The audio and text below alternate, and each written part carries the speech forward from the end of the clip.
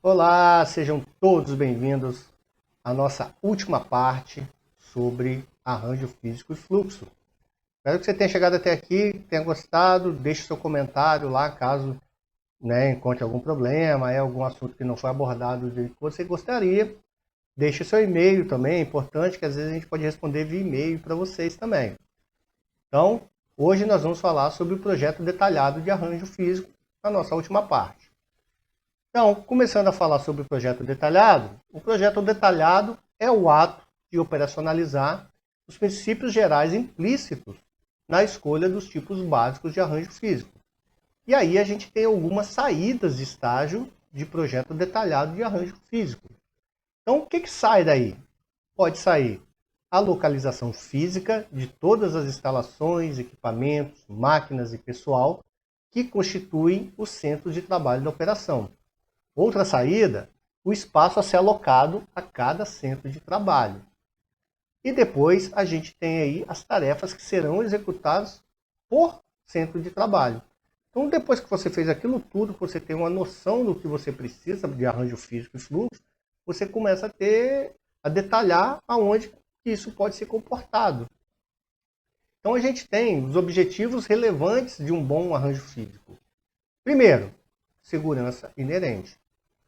Todos os processos que podem representar perigo tanto para a mão de obra como para os clientes não devem ser acessíveis a pessoas não autorizadas. Então isso aí já vai dizer um pouco sobre o seu arranjo físico, alguma parte que mesmo que ela esteja naquele processo, às vezes tem que ficar um pouco separada, dado a sua necessidade de segurança. Saídas de incêndio devem ser claramente sinalizadas, com acesso desimpedido, passagens devem ser claramente marcadas e mantidas livres. Então, na hora de pensar o arranjo físico, a gente não pode pensar só em como o produto vai ser melhor produzido. A gente tem que pensar que ali dentro vão ter pessoas que, em caso de emergência, elas vão precisar deixar o espaço muito rapidamente. Então, não dá para ser aquele espaço, aquele arranjo físico que vira um labirinto onde as pessoas não sabem por onde devem sair.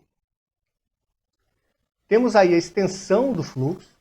Então, o fluxo de materiais, informações ou clientes deve ser canalizado pelo arranjo físico, de forma a atender aos objetivos da operação.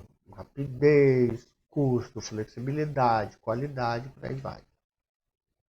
Clareza do fluxo.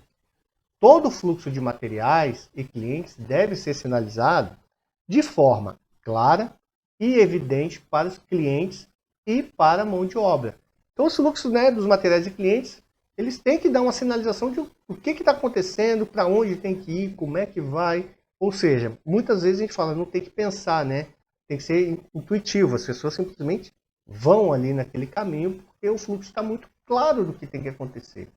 É engraçado a gente ver que antigamente as coisas vinham muito com manuais.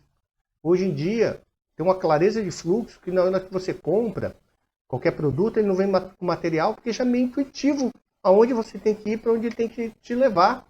E é engraçado a gente ver as crianças. Eu tenho um filho de 1 ano, hoje ele está com 1 ano, que ele pega o celular e já põe o dedo, porque é intuitivo às vezes, eu estou vendo alguma coisa aqui, eu vou mexer com aquilo ali.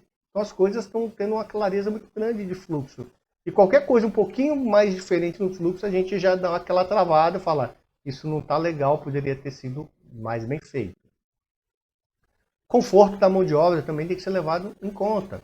A mão de obra deve ser alocada para locais distantes de partes barulhentas ou desagradáveis da operação. O arranjo físico deve prover um ambiente de trabalho bem ventilado, iluminado e, quando possível, agradável. Você vê, isso aí já foi discutido lá na Teoria das Relações Humanas, lá em TGA, lá em 1929, 27, 29, que já se discutia o conforto da mão de obra para se produzir mais, o que poderia acontecer com a iluminação melhor, com as cores melhor e por aí vai. Então você vê que isso não é novo, mas tem certos arranjos físicos que deixam a desejar. Temos ainda coordenação gerencial. Então, supervisão e coordenação devem ser facilitadas pela localização da mão de obra e dispositivos de comunicação. Então, o arranjo físico deve permitir que você tenha uma supervisão bem feita daquilo, não tenha nada escondido, para que todo o conjunto possa ir em direção ao mesmo objetivo. O acesso Todas as máquinas, equipamentos e instalações devem estar acessíveis para permitir adequada limpeza e manutenção. Lembrando que temos que olhar a segurança. Então tem lugares onde o acesso vai ser um pouco mais dificultado por causa da segurança. Todo mundo vai saber onde tem, então de repente lá pode ter um procedimento diferente para fazer essa limpeza e manutenção. Mas você vai saber onde está essa parte que deve ser olhada com mais atenção. Uso do espaço. Todos os arranjos físicos devem permitir uso adequado de espaço disponível da operação, incluindo espaço cúbico, assim como o espaço de piso. E é legal agora, né, olhando isso aí, o uso de espaço, você vê que hoje em dia as cozinhas, né, principalmente dos apartamentos, o que elas fizeram? Encolheram. Né, e cada vez mais eles colocam mais coisa em um apartamento cada vez menor, obrigando muitas vezes você ter que fazer móveis modulados e coisa e tal. Então a cozinha hoje não foi pensado para uma cozinha industrial dentro do apartamento, né? Antigamente as pessoas cozinhavam muito mais em casa, né? Tinha aquela figura da mãe que ficava em casa, cozinhava para os filhos, para o marido, coisa e tal. Hoje em dia as mulheres arregaçaram as manguinhas, estão aí no mercado de trabalho também competitivas como sempre. E ninguém, nem maridos, nem esposos, tem muito tempo de ficar cozinhando em casa. Muitas vezes todo mundo trabalha, só chega em casa à noite, ao tempo de fazer um lanchinho. Então as cozinhas diminuíram muito. Então assim, e nesse meio tempo você teve que colocar ali micro-ondas, forno elétrico, a famigerada air fry, né? O fogão é o menor possível. Então tudo tem que caber naquele espaçozinho. E aquele espaçozinho foi feito para serem feitas comidas rápidas. Então tem que usar o espaço muito bem. Então, quando você vai planejar uma cozinha, né, você vê, primeiro é legal, interessante você fazer o que eu vou precisar de equipamento, para depois desenhar a cozinha. Flexibilidade de longo prazo.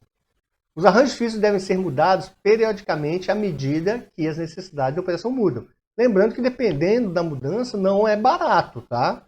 Dependendo da mudança, isso fica muito caro até pela quebra de produtividade que você vai ter. Um bom arranjo físico terá sido concebido com as potenciais necessidades futuras da operação em mente. Tem um grande rede de supermercado aqui no Espírito Santo, que eu já pude visitar o centro de distribuição deles algumas vezes, perfeito o centro de distribuição, e é um terreno enorme. Então hoje, né, o centro de distribuição deles tem a capacidade de atender até 36 lojas, né, que eles ainda não chegaram nas 36 lojas. Mas já compraram aquele terreno pensando na ampliação daquele centro de distribuição para um possível aumento de lojas. Então você vê, já criaram uma coisa mais flexível para que possa ser aumentado de forma a não ter impacto na operação. Tanto que eu conversando com o gerente desse centro de distribuição, ele falou, olha, aqui é só a gente construir mais para lá, sem mexer com o que já está operando. Depois que estiver pronto, nós vamos derrubar 2 paredes. E o centro de distribuição está ampliado.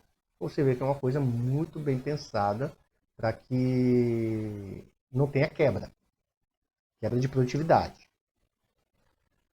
Falando agora então do projeto detalhado de arranjo físico posicional. Então, em arranjos físicos posicionais, a localização dos recursos não vai ser definida com base no fluxo de recursos transformado, mas na conveniência dos recursos transformadores em si. O objetivo do projeto detalhado do arranjo físico posicional é conhecer um arranjo físico que possibilite aos recursos transformadores maximizarem a contribuição potencial ao processo de transformação, permitindo-lhe prestar um bom serviço aos recursos transformadores. Já para o projeto detalhado do arranjo físico celular, células representam um compromisso entre a flexibilidade do arranjo físico por processo e simplicidade do arranjo físico por produto. Exemplo de arranjo físico celular. Exemplo, o arranjo físico celular agrupa processos necessários para uma família de produtos. E aí a gente tem aqui as figuras, que a gente tem algumas famílias de produtos, né, onde você tem, num primeiro momento, você tem uma coisa um pouco mais, como é que eu posso dizer, bagunçada, né? E depois ela evolui para uma coisa totalmente organizada por células. Então a gente vê que fica muito mais fácil até mesmo de entender. Temos também o projeto detalhado de arranjo físico por produto. Em outros tipos de arranjo físico, a decisão do tipo onde localizar o quê. No arranjo físico do produto, a decisão é mais sobre o que localizar onde, pois, em geral, a decisão sobre localização está tomada e, então, as tarefas são alocadas à localização decidida. Então, a gente tem um balanceamento de linha envolvido no projeto detalhado do arranjo físico por produto. Então, esse balanceamento vai envolver que tempo de ciclo é necessário para aquele produto, quantos estágios são necessários desde o início até o final, como lidar com variações de tempo para cada tarefa, ou seja, como que eu retardo um pouco, porque tem tarefas que demoram mais tempo que outras, como balancear o arranjo físico, ou seja, então eu tenho que ter um balanceamento desse tempo todo, e como arranjar os estágios. Então, a gente tem aí um exemplo de tempo de ciclo dos arranjos físicos por produto. Vamos lá.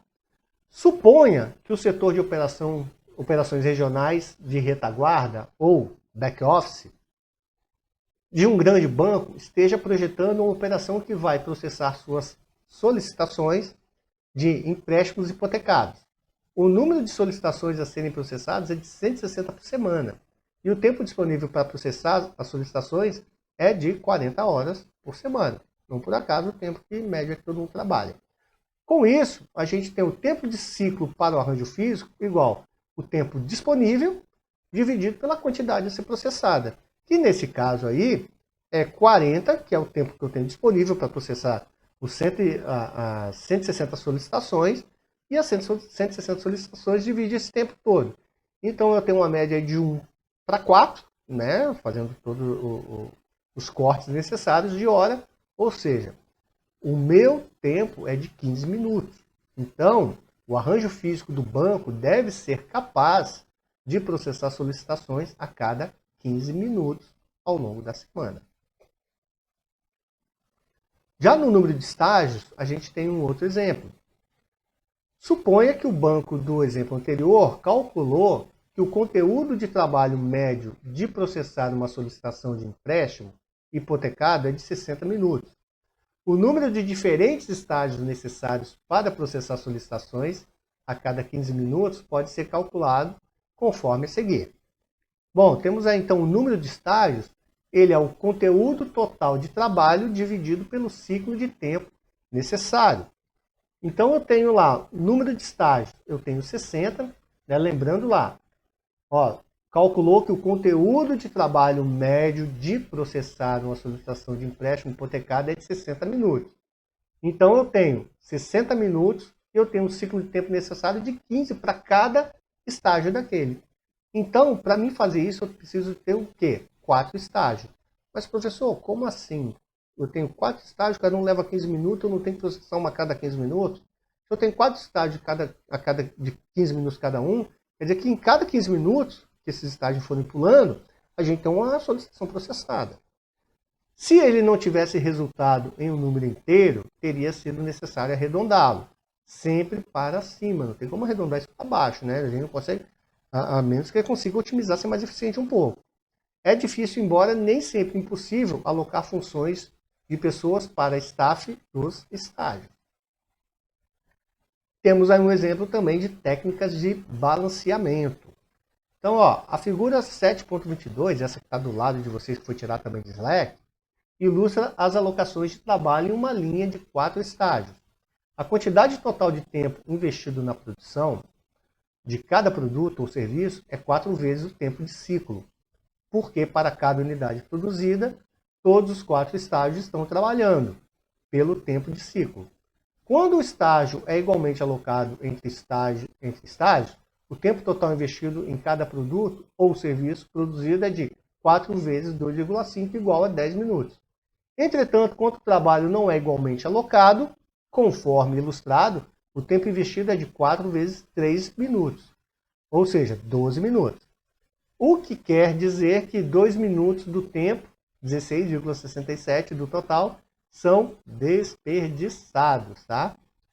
Então, tá aqui então na hora que a gente arredonda. Então você vê, a gente tem 2,5, mas devido aos gargalos dos estágios, a gente tem aqui um tempo de 3 minutos. Então, 2 minutos aí sendo desperdiçados.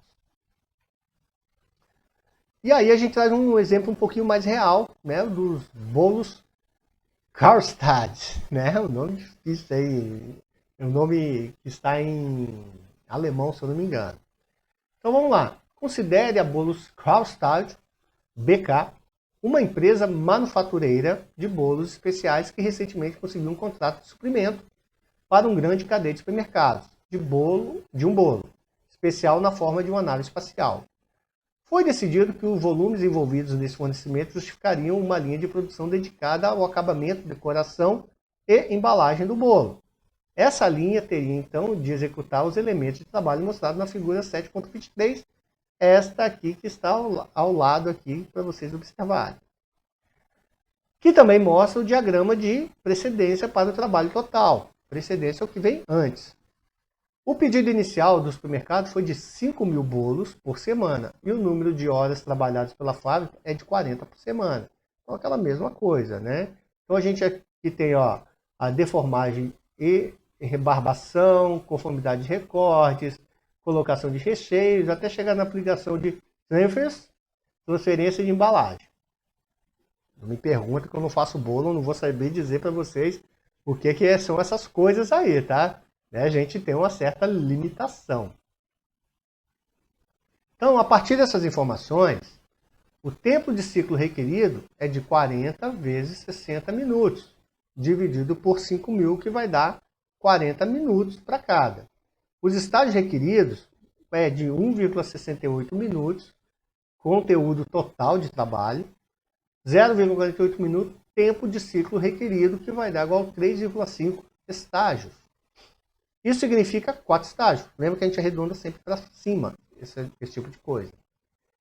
Então, começando do bolo do lado esquerdo do diagrama de precedência, ou seja, começando aqui, os elementos A e B podem ser alocados no estágio 1, né? A e B, 0,12 minutos mais 0,3 minutos. Alocar o elemento C no estágio 1 faria com que esse tempo de ciclo fosse excedido. De fato, apenas o elemento C pode ser alocado no estágio 2, 36 minutos. Lembra que cada estágio aqui é de 40 minutos. Pois a inclusão do elemento D faria exceder o tempo de ciclo. O elemento D pode ser alocado no estágio 3, 0,25 minutos. Tanto elementos como o elemento F podem ser alocados no estágio 3. Mas não são ambos casos em que o tempo de ciclo seria excedido. Seguindo a regra heurística de elemento com maior conteúdo de trabalho, o elemento é o escolhido. Os elementos remanescentes, então, serão alocados no estágio 4. A figura 7.24 mostra a alocação final das perdas por desbalanceamento da linha. Então, a gente tem aqui os estágios, estágio 3 e o estágio 4, aqui 0,1 minutos, 0,08, 0,25. Então, no estágio 1 temos 0,42, 0,36 no segundo, 0,42 no terceiro e 0,48. Tempo ocioso em cada ciclo, a gente chega a 0,24 minutos. Proporção de tempo ocioso por ciclo vai dar 12,5% neste caso. Bom, turma, eu espero que você tenha gostado aí. A parte 3 é uma parte um pouco mais técnica, mas é importante, né, a gente falar também dessas tecnicidades e estar dando exemplos sobre isso para que você compreenda e possa aí continuar a sua busca aí pela administração da produção. E aqui a gente encerra então esse tópico sobre arranjo físico e fluxo. Chegamos na nossa parte 3. Espero que você tenha gostado, espero que você tenha curtido os nossos vídeos aí, né? Se cadastre lá no canal, assine o sininho. A gente sempre está postando material sobre administração, né? Não só sobre a administração da produção, mas no geral. Então é importante para você que esteja querendo se ambientar com o mundo da administração, que você possa estar acompanhando e conhecendo um pouquinho mais aí sobre o mundo administrativo. Fica aqui o meu abraço, fica aqui o meu carinho e até um próximo tópico, até uma próxima aula. Bye, bye!